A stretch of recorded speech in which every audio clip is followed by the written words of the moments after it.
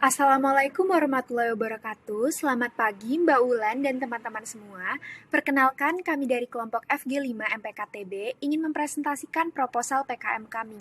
Kelompok kami telah sepakat untuk memilih jenis PKM VGK dengan judul Gagasan Kafe Berbasis Budaya Lokal sebagai upaya strategis pelestarian bahasa daerah. Adapun kelompok FG5 terdiri atas 6 anggota, yakni Agnes Margareta Surbakti, Anisya Rizky Permatahati, Avicenna Auki Salam, Keisha Amira Maharani, Mahkota Gadis, dan Meta Mildala Hilda. Jadi yang pertama adalah bab pendahuluan. Jadi selama beberapa dekade terakhir terjadi penurunan nyata dalam jumlah penutur bahasa daerah, terutama di kalangan anak muda di kota-kota metropolitan. Hal ini tentunya menjadi persoalan yang menarik di kalangan para linguis. Maka dari itu, telah ada berbagai upaya untuk menyelamatkan bahasa-bahasa ini, eh, karena menjadi suatu urgensi yang harus diprioritaskan, mengingat suatu bahasa memiliki hubungan yang erat dengan kebudayaan, sehingga keduanya tidak dapat dipisahkan. Tingginya intensitas penggunaan bahasa Indonesia dapat menjadi penyebab utama frekuensi penggunaan bahasa daerah berkurang. Di samping itu, kondisi masyarakat Indonesia yang majemuk dan beragam memungkinkan terjadinya kontak antar etnis dan muncul adanya pergeseran bahasa. Dalam PKM ini, kami bertujuan untuk melihat kondisi di lapangan mengenai apakah masyarakat Indonesia menggunakan bahasa daerahnya masing-masing, serta bagaimana mereka menggunakannya dalam kehidupan sehari-hari. Dari sini, kami dapat membantu melestarikan bahasa daerah yang terancam punah. Jadi, kami mengambil konsep kafe berbasis budaya lokal karena menurut kami, kafe yang umumnya berfungsi sebagai tempat berbincang dan berinteraksi dapat menjadi wadah yang tepat untuk terjadinya komunikasi menggunakan bahasa daerah. Bab 2. Skenario konten. Video akan diawali dengan interview kepada strangers. Tentunya tim pelaksana akan meminta persetujuan dari narasumber terlebih dahulu. Pertanyaan yang akan diajukan adalah: yang pertama, berasal dari daerah mana? Yang kedua, apakah fasih dengan bahasa daerah tersebut? Yang ketiga, bagaimana fungsi dari penggunaan bahasa daerah di daerah asal Anda? Yang keempat, menurut Anda, seberapa pentingkah penggunaan bahasa daerah? Yang kelima, apa hambatan yang seringkali ditemui ketika menggunakan bahasa daerah? Yang keenam, kalau diberi kesempatan atau platform, ingin belajar bahasa daerah tersebut lebih dalam atau tidak? Dari pertanyaan tersebut, tim pelaksana akan mendapatkan kondisi nyata mengenai eksistensi bahasa daerah di kalangan masyarakat. Setelah melakukan interview, kelompok kami akan mendapatkan hasil atau kesimpulan. Nah, kesimpulan ini adalah rata-rata masyarakat sudah tidak menggunakan lagi bahasa daerah. Nah, nantinya kelompok kami juga akan memberikan tanggapan untuk permasalahan ini.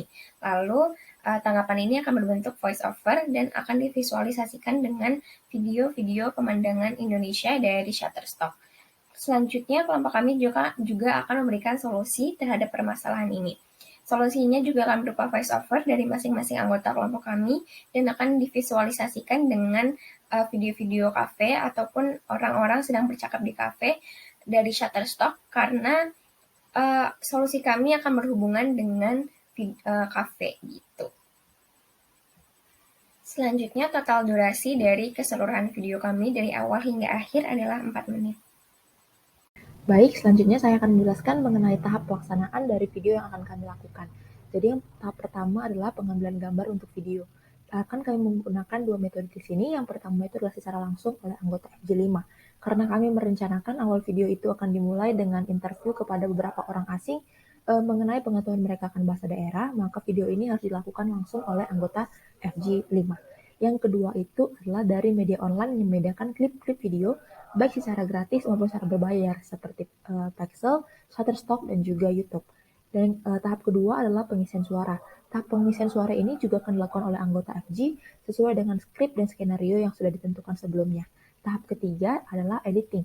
Editing juga dilakukan oleh anggota FG5 dengan menggunakan aplikasi editor seperti VN dan Adobe Premiere dan aplikasi-aplikasi lainnya. Adapun alat yang kami gunakan di sini adalah laptop dan juga handphone masing-masing. Tahap keempat itu adalah pengunggahan. Video akhir yang sudah dihasilkan oleh FG5 ini kemudian akan diunggah ke kanal YouTube sesuai dengan pedoman dari PMK FGK yang sudah ditentukan. Baiklah, selanjutnya saya akan memaparkan terkait anggaran biaya dari kegiatan PKM yang kami usulkan. Pertama, kami akan membutuhkan dana sebesar Rp3.956.000 yang akan dialokasikan untuk membeli bahan habis pakai, yang terdiri atas kertas A4, alat tulis, fotokopi skrip, voice recorder, Shutterstock, dan kuota internet selama 3 bulan. Kedua, kami akan membutuhkan dana sebesar Rp849.900 yang akan digunakan untuk biaya sewa aplikasi Adobe Premiere Pro selama 3 bulan. Selanjutnya, kami juga akan membutuhkan dana sebesar Rp900.000 yang akan dialokasikan untuk biaya transportasi lokal, yakni untuk kegiatan survei lokasi dan kegiatan interview. Terakhir, kami juga membutuhkan dana sebesar Rp60.000 yang akan dialokasikan sebagai pengeluaran lain-lain, yakni untuk biaya pembelian protokol kesehatan seperti masker dan sanitizer. Jadi, total biaya dari kegiatan PKM yang kami usulkan adalah sebesar Rp5.765.900. Seluruh biaya ini akan didanai oleh Belmawa. Setelah anggaran biaya, terdapat jadwal kegiatan di mana kegiatan ini terdiri dari 7 kegiatan. Yaitu yang pertama ada observasi, di mana observasi ini dilakukan pada bulan pertama dengan penanggung jawab Agnes Margareta Surbakti. Lalu yang kedua ada diskusi dan pematangan ide di bulan pertama juga dengan penanggung jawab Anisha Rizky Permatahati. Lalu di bulan pertama juga ada pembuatan skrip video dengan penanggung jawab Avicenna Okisalam. Selanjutnya, di bulan keempat ada proses pengambilan video untuk prototipe cafe yang dilakukan pada bulan kedua dengan penanggung jawab Keisha Amira Maharani. Selanjutnya, yang kelima ada proses editing video dan lain sebagainya yang dilakukan pada bulan kedua dan ketiga dengan penanggung jawab Mahkota Gadis. Berikutnya yaitu kegiatan ke-6 ada pengolahan data untuk penyusunan laporan yang dilakukan pada bulan ketiga dan keempat dengan penanggung jawab Metamilda Lahilda. Dan yang terakhir yaitu kegiatan ke-7 penyusunan laporan akhir yang dilakukan pada bulan keempat dengan penanggung jawab Agnes Margareta Surbakti. Berikut merupakan daftar pustaka yang kami gunakan dalam menyusun proposal PKM kami. Baiklah, sekian penjelasan terkait PKM VGK kami. Kami mengucapkan terima kasih atas waktu dan perhatian yang telah diberikan untuk menyimak pemaparan kami. Kami juga memohon maaf apabila terdapat kesalahan dan kekurangan dalam paparan kami. Wassalamualaikum warahmatullahi wabarakatuh.